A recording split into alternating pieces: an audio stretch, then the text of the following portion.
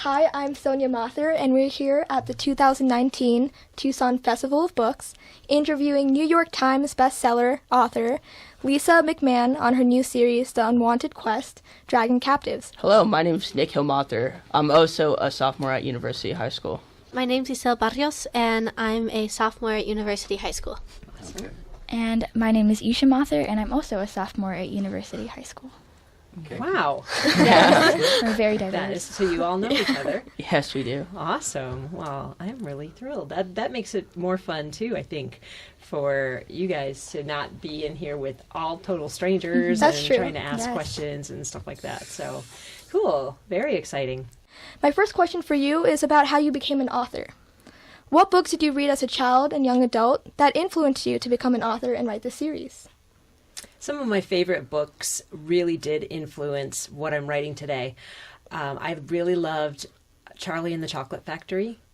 In fact, you may recognize some of the characters from some Roald Dahl books in my series. I have some characters named Charlie and Matilda, and those are sort of like a hat tip to Roald Dahl in those books that I enjoyed as a kid. Charlotte's Web was also a big favorite book of mine, and I just loved the fact that, and I really believed that if you get the right combination of, like a girl like Fern and a spider and a pig, that they all really could talk to each other. And I just believed that. I thought that was like real. So I think that's where some of my imagination stemmed. So they were a huge influence on me. You mentioned something about other things. When did I first start to be a writer? Is that what you asked? Yeah, so what child books or young adult books kind of influenced you in the series, or allowed you to become an author? Absolutely. The Narnia books were a huge impression on me as well. And that's really the basis for the magical world in Arteme. So let's move on to your writing. You've written many books. How have you and your style developed from your first book to your newest series? My first books were paranormal, and they had some romance in them. They're geared toward a teenage and older audience. And I remember when I first wrote Wake, I wasn't even sure what it was, what category it was. And I remember having my husband read it. And I said, "What is this? It's not realistic. It's about a girl who gets sucked into other people's dreams." And he said, "Oh, it's like the X-Files. It's paranormal." And so that was really my first introduction to that kind of writing. And I think I was at about book 5 or so in my teen novels, my paranormal stuff, when I wrote The Unwanteds. And that was inspired by my children. One day they came home from school when they were in 5th and 3rd grade, and they had a letter, and it said, "Dear parents, we are so sorry to tell you that we have to eliminate the arts classes in our school." And I remember thinking how terrible that was, because my son loves to draw and my daughter loves theater and she loves to sing. And I remember saying, "Wow, kids, I'm so sorry. It kind of feels like you're being punished for being creative." And then I said that out loud. What if there was a world where children were punished for being creative? And my son said, "Not just punished, sent to their deaths." And I was like, yeah. And so that started a whole new style of writing for me.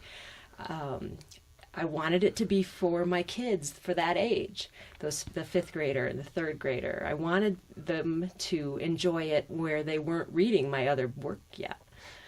And then I started writing this story in a dystopian world, and I knew I wanted to, they would have to get out of this dystopian world, this situation. And so I brought magic in, and that was the first time I'd written any magic. So it was very scary for me, and I asked my kids to help with that too. I would say things like, "Hey, what if you could pick something from an art room any art supply and make it do something magical, what would it be? And so we would sit around the living room and we'd come up with all the magic that's in the books as well. So it became a real family thing. So kind of building off of that, the first books you wrote were for young adults, while The Unwanted is a middle grade children's series. What challenges did you face transitioning from writing young adult books to writing middle grade books? I think it was a little bit difficult for me to remember and figure out the kind of language that can be used. And also I struggled a little bit with weapons and how to use them in a middle grade book compared to writing for teens and adults. So that was something I struggled with, but my editor was wonderful. She's Lisa Abrams from Simon & Schuster, and she guided me through that, and I feel like over the course of the first couple of books, we figured it out. Let's talk a little bit more about your Unwanted's Quest series. This book is set 10 years after the end of the Unwanted series. Why did you decide to continue the series after the Unwanted was over? I was at about book 5 in the Unwanted series, the original series, and I knew the end was coming. I'm writing book 5, book 6. I knew that it would be 7 books. And I remember feeling really sad about that, wanting to not say goodbye to these characters. And as I was writing book 7, I was like, I had tears in my eyes because I knew that I would have to say goodbye to these characters. And so back early in the series, I sort of planted some new potential characters that maybe I would use someday for a future series and maybe not.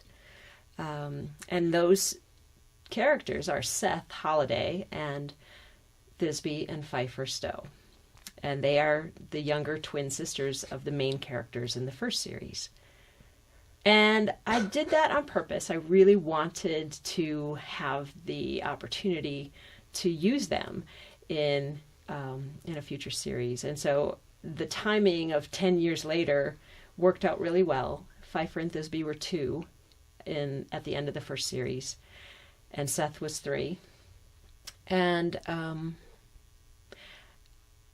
had sort of set up the fact that they were weirdly magical in the first series as well. Add to that, at the end of the first series, we see those baby dragons get wings, and I thought, okay, in about 10 years, they're going to need new wings.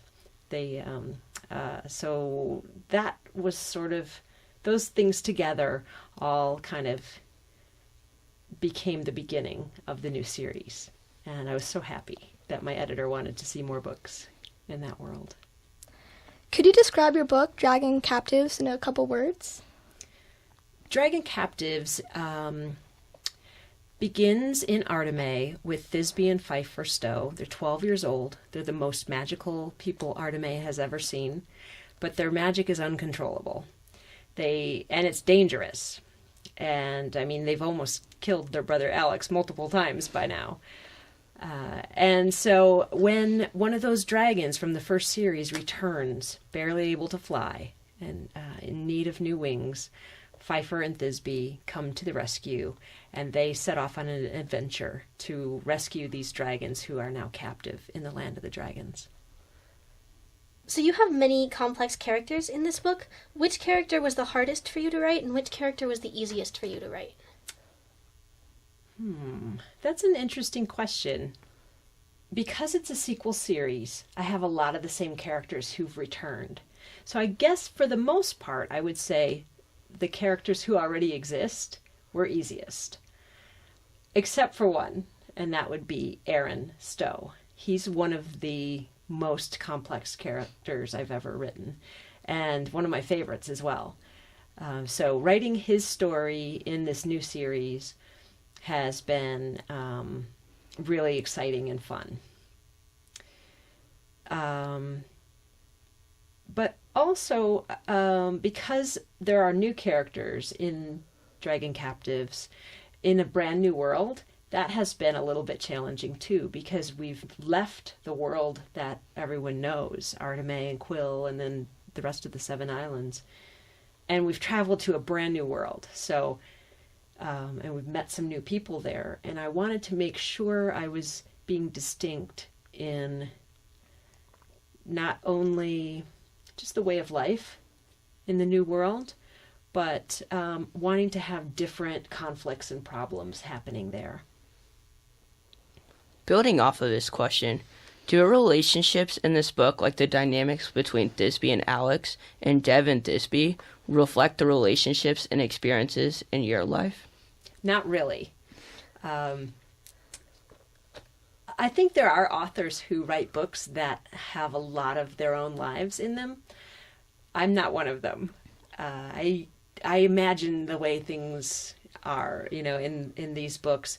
I think about what would cause conflict here, and I think having known these characters for so long, creating a new character who has a different kind of conflict with one of my characters I know better is really exciting and fun. So as you've mentioned before, there are 2 generations of characters in your book, one from your old series and another one from your new series. Was it hard to portray these original characters in a more mature light? It was a challenge to see my characters who were teenagers in the first series. Now they're suddenly adults. They're in their mid-20s. But I was really excited to do it, too. I've always wanted to see how they would turn out as adults. How would they grow up? What would they be like? What would change about them? Alex is someone who changes greatly from the first series to the new series. And it's based on what happened to him in the last book of the first series. He's had a lot of stuff happen to him. He's been permanently injured. And now he's got these sisters to raise, and they're causing all kinds of problems in Arteme. But he, has brought peace to the land, so there's that. So it's a lot of factors, environmental factors, that I had to think about and how they would affect the way the characters behaved 10 years later. You have so many fans who have supported you in your Unwanted and Unwanted Quest series. How have your fans motivated you to continue writing? One of my favorite things about being a writer is meeting fans. It's the most motivating part of my job.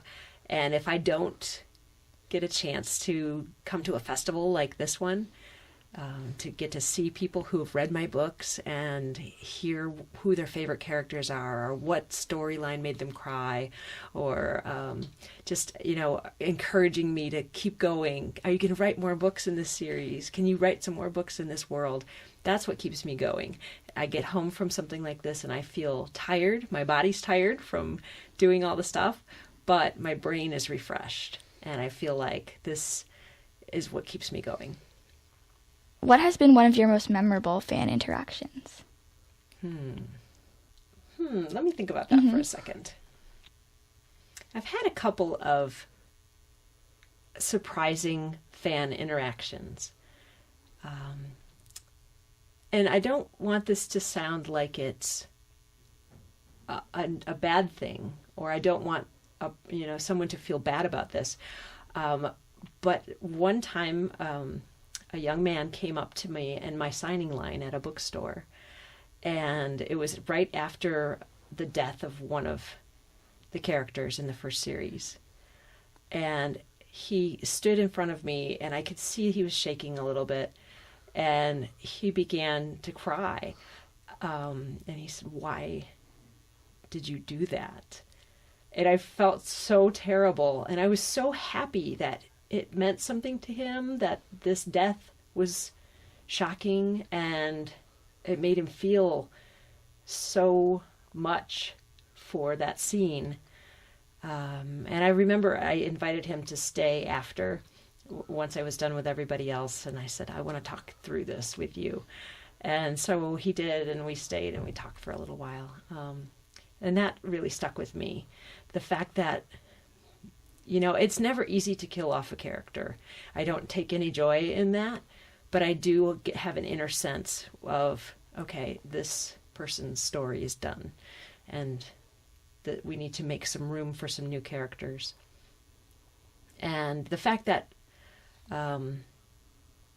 that would be so powerful, that it affects a reader like that really was meaningful to me. So, of the characters in your books, which character do you personally most relate to, and which one would you most want to be like? I most relate to probably Lonnie, especially in the new series. In fact, I put a little sort of joke in the books about how Lonnie has written the stories of when they were younger and all the actions and all of the adventures they went on. And, and I think I said something in the first book like 7 volumes in all of the stories. Well, that I was kind of referring to myself. And so I do see myself as sort of a Lonnie kind of character. Which character would you most want to be like? I would most want to be like a new character that comes into Dragon Captives. And her name is Maven Tavir. And she is a prisoner at the moment in this first book. And she's got a very small part in this book, but she returns later in the series. And I'm actually writing book 5 of the Unwanted quests right now. And so her role has grown quite a bit, but I really admire her. Also Florence. Florence is one of my favorite characters. She's the magical warrior trainer. She's really tough, but she's got a soft heart. And she is there for Thisbe and Pfeiffer, who don't have a lot of older females in their lives. So she sort of takes on a little bit of a motherly figure for them, even though she's a statue. She still has this, and she's a warrior. She's got all these weapons, and but she starts watching the twins when they're very young, and enjoys that. So, yeah, I like her too. Could you tell us what kinds of books you like to read for fun now? I love reading middle grade books. I read recently The Serpent's Secret by Sayantani Dasgupta. In fact, I loved it so much that I blurbed it. It was her first book, and now I believe Sayantani's second book is out in that series. And so that was one I really loved. And I got a chance to read a new book that's coming out April 2nd. It's by Margaret Peterson Haddix. Watch for it. It's a new series. It kept me on the edge of my seat the whole time I was reading it. It's so exciting. Margaret has such a great way of doing that. She's written, I think, at least 40 books. And she just has suspense in everything she does. And it's just a very exciting series coming up. Lisa, I'd like to break in for just a moment and ask you to tell us what blurbing means. How does that happen? Because we all know what they are, but maybe the kids want to hear from you how that process comes to be. Blurbing is a practice in the literary world where a new author might need a little help getting the word out about their book. And the editor of the book, the publicist at the publishing house, they'll reach out to existing authors and say, we've got this new book. It's right up your alley. It reminds me of the Unwanteds, or it reminds me of Wake, or and we want you we're wondering if you will read it. And if you like it, maybe write a little sentence or two about why you like it. And then we'll put that sentence on the cover somewhere or inside. And most authors don't always have a lot of extra time to do that, but we all who've been around the block a little bit, we want to help a new author if we can. And so when I heard from, I think it was Sayantani's agent who came to me and said, will you have a look at this? I said, absolutely. It sounded fantastic. So once I finished reading it, it actually takes a long time to write a blurb because you want to get it just perfect. You need precise language. You just want to say as much as you can in one sentence that will maybe hook somebody who happens to be glancing at the cover and they see a name they're familiar with. Maybe they see Lisa McMann and they think, oh yeah, I read The Unwanteds. She liked this book. Maybe I will like this book. So that's the purpose of the blurb.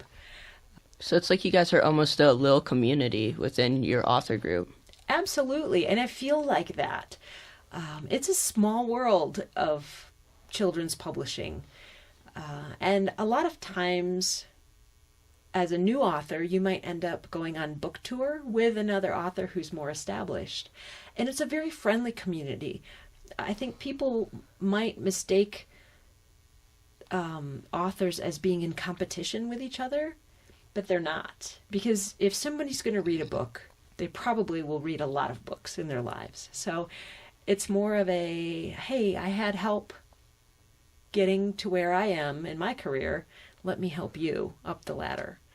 And it's been wonderful. I've toured with some really great authors like Margaret Haddix.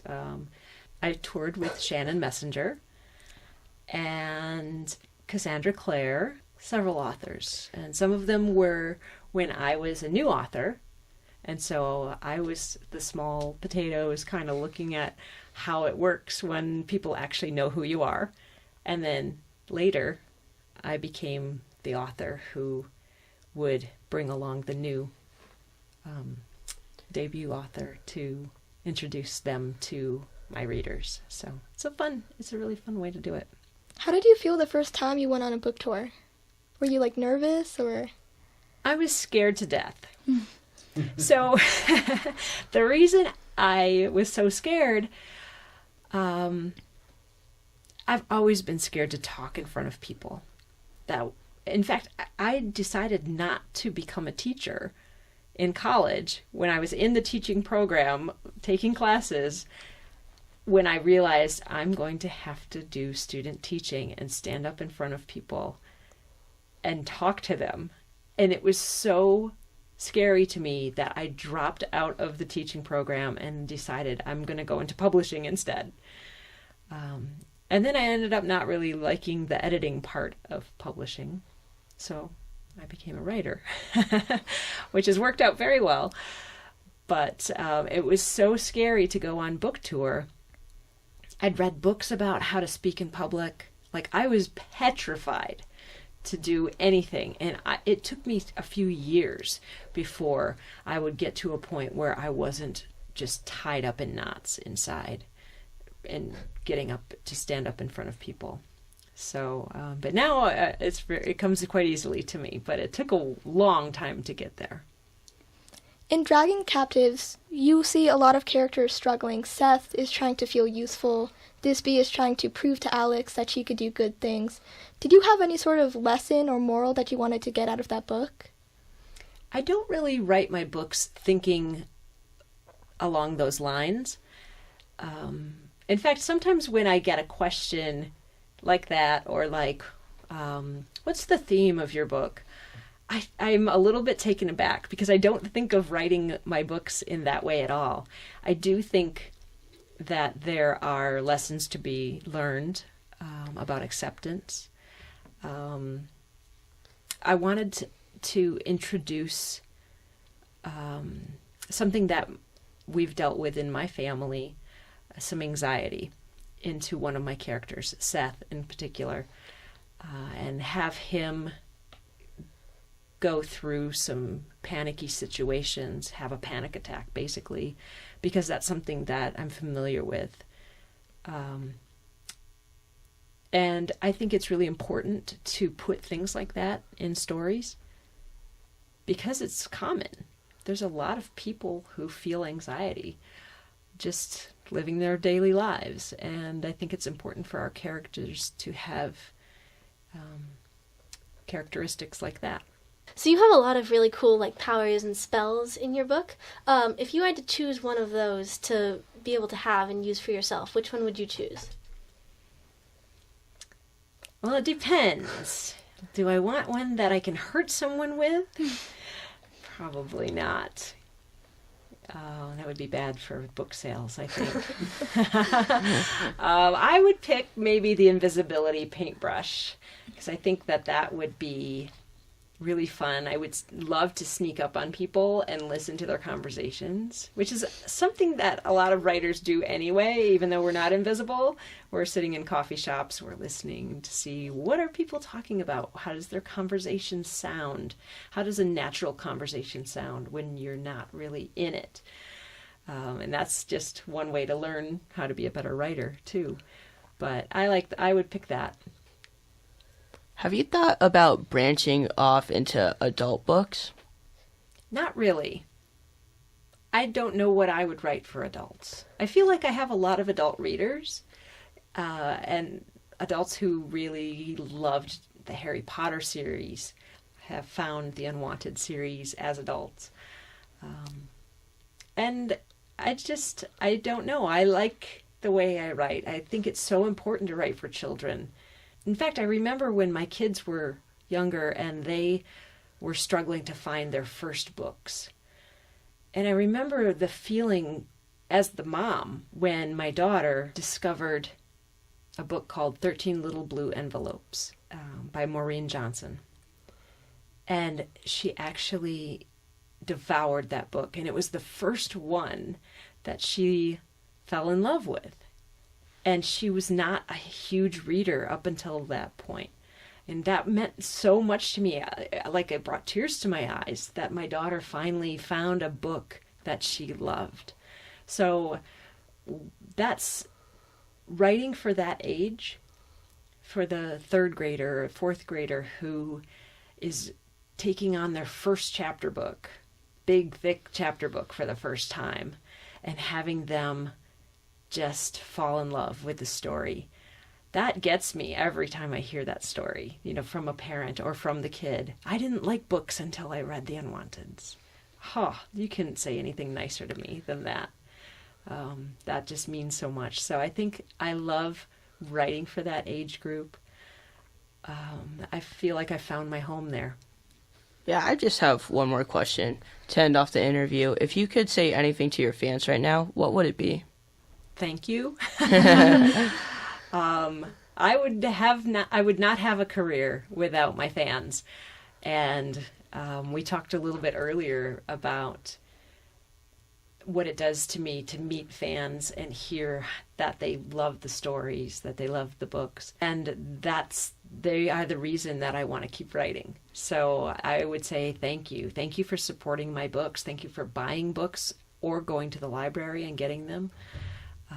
It means so much to me, and I love to hear from all of my fans whenever possible. If you can come to an event like the Tucson Festival of Books, or if you can come to an author's book signing at a bookstore in your area. It's such a great moment, I think, not just for me, but for the reader too, to have a memory to look back on and say, I saw that author. That was such a cool moment. And that means a lot to me too. Thank you so much for this interview. It was a lot of fun. Yeah, thank you so much. Thank you. Thanks so much. Give him a big round of applause. Great job, everybody.